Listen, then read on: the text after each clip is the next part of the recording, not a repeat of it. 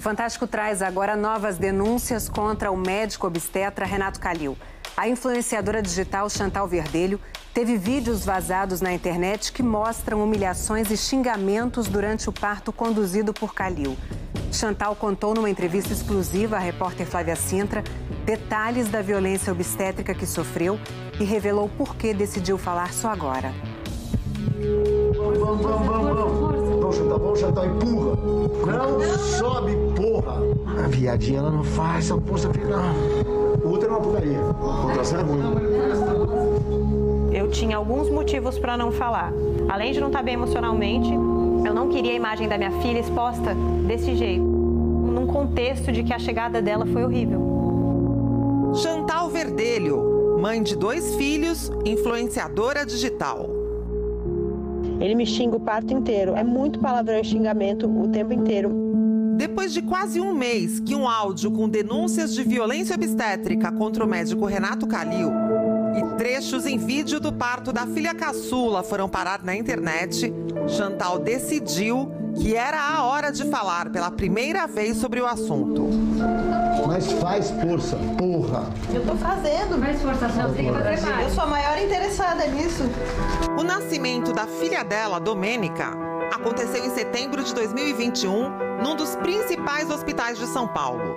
Chantal optou por um parto humanizado.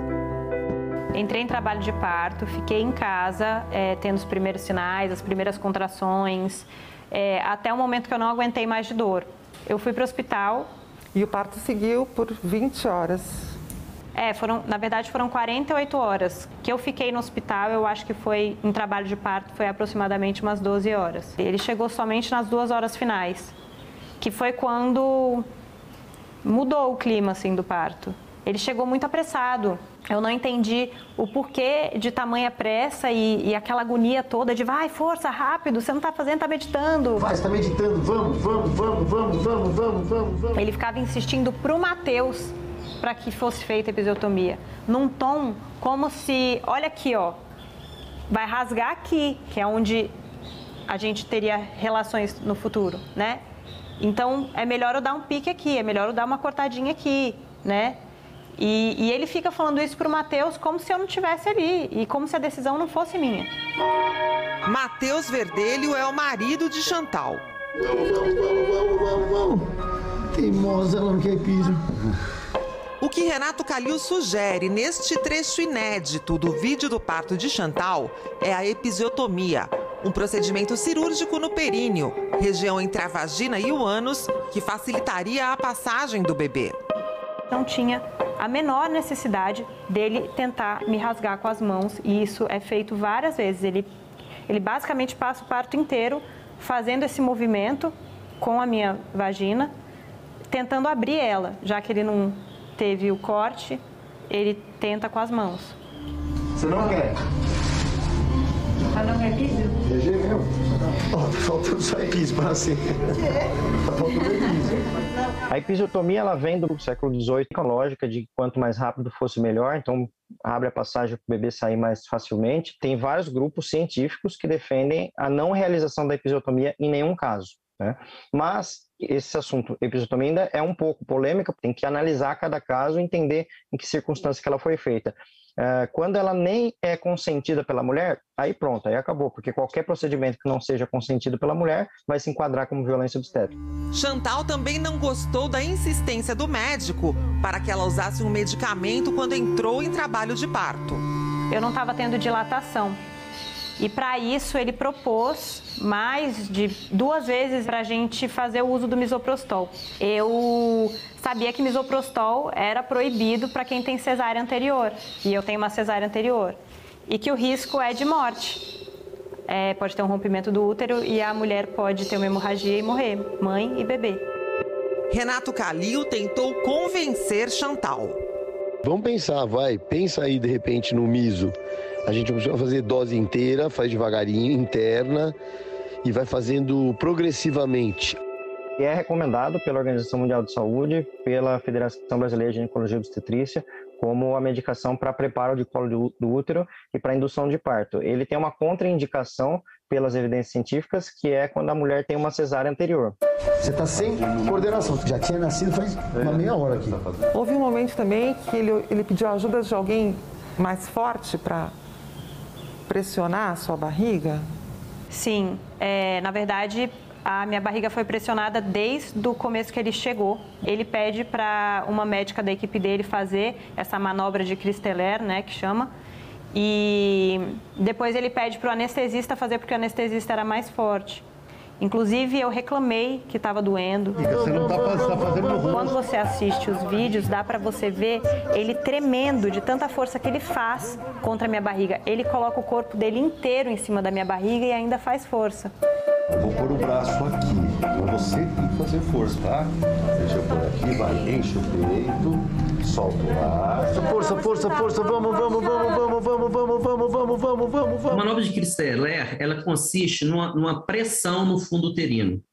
Ela foi descrita já há bastante tempo, em 1867, por um obstetra alemão, mas ela não é mais recomendada, né? O próprio Ministério da Saúde, desde os anos 2000, não recomendam a utilização da manobra de Christeller na assistência ao parto. Nossa, minha barriga tá doendo muito. Vamos.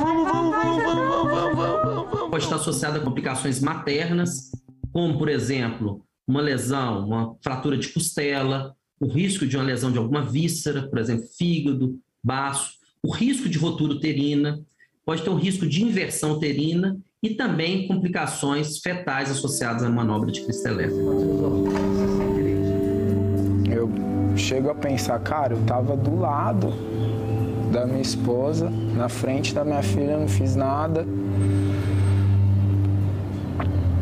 Então é uma situação muito ruim, muito chata, muito de impotência, né? Quando a gente viu o vídeo foi que caiu a ficha mesmo. A primeira atitude que a gente tomou foi de mandar ele para o Calil e mostrar em todas as partes onde a gente se sentiu agredido. Ele me deu uma resposta debochada e me bloqueou no WhatsApp. Ou seja, ele me calou, inclusive. Só que vendo todos os relatos que foram aparecendo depois, de histórias iguais e muitas histórias muito piores, eu vi que realmente o buraco era mais embaixo. Chantal pediu a instauração de um inquérito policial para investigar as condutas do médico Renato Calil no dia 14 de dezembro e já prestou depoimento à polícia. O Ministério Público aguarda a conclusão das investigações policiais e vai avaliar as provas para eventual oferecimento de denúncia contra Renato Calil. Nessa semana, o Fantástico conversou com outras duas mulheres, que dizem também terem sido vítimas de Renato Calil. Elas acusam o médico de violência sexual.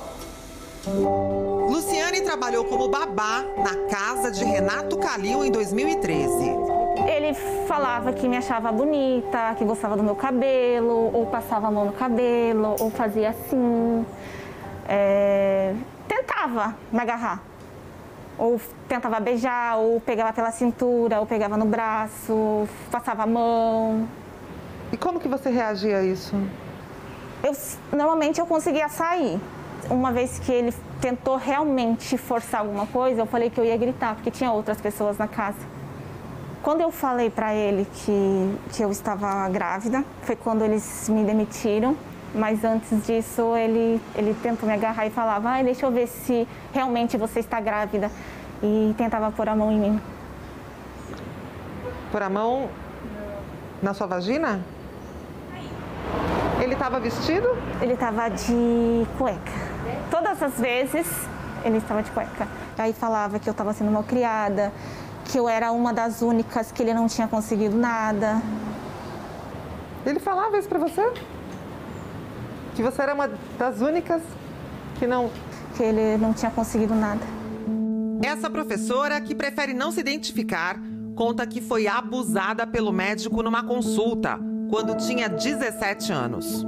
Na hora que ele começou a me apalpar meus seios, que até então é um procedimento, né, corriqueiro de um ginecologista, ele pegou minha mão e colocou no pênis dele.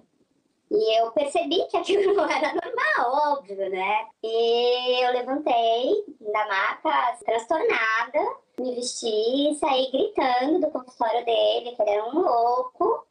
E, obviamente, nunca mais retornei, né? Eu convivi com essa história por muitos anos, sem contar pra ninguém.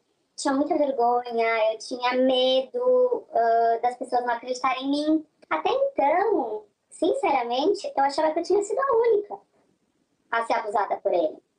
Eu não imaginava que tinham todos esses casos. Na hora que eu vi o caso da Chantal, eu fiquei com muita raiva dele. Voltou aquela sensação que eu tive por muitos anos. Hoje, vendo a quantidade de mulheres que foram assediadas por ele de diversas formas, eu me arrependo muito de não ter falado, porque foram mais de 20 anos que eu poderia ter evitado. Feito com que ele não continuasse fazendo isso com todas essas mulheres que vão carregar toda essa ferida pro resto da vida, né? Me abalou muito, porque eu recebi relatos muito intensos de coisas muito piores do que aconteceu comigo. As questões de abuso sexual e estupro. Então, eu fiquei muito abalada emocionalmente. O médico Renato Calil respondeu às acusações em nota escrita por seu advogado. Ele afirma que lamenta profundamente que um caso médico seja discutido por meio da mídia e das redes sociais, com base em pequenos trechos editados de um vídeo, e que, em razão de normas éticas e sigilo profissional, não pode se manifestar publicamente, mas que isso será feito em foro adequado. Calil diz ainda que o medicamento citado por Chantal não foi prescrito nem ministrado por ele e que os procedimentos obstétricos seguiram com o rigor técnico-ético-científico. Ele afirma ainda que não praticou violência obstétrica e que a edição dos vídeos e das falas induzem ao erro de interpretação.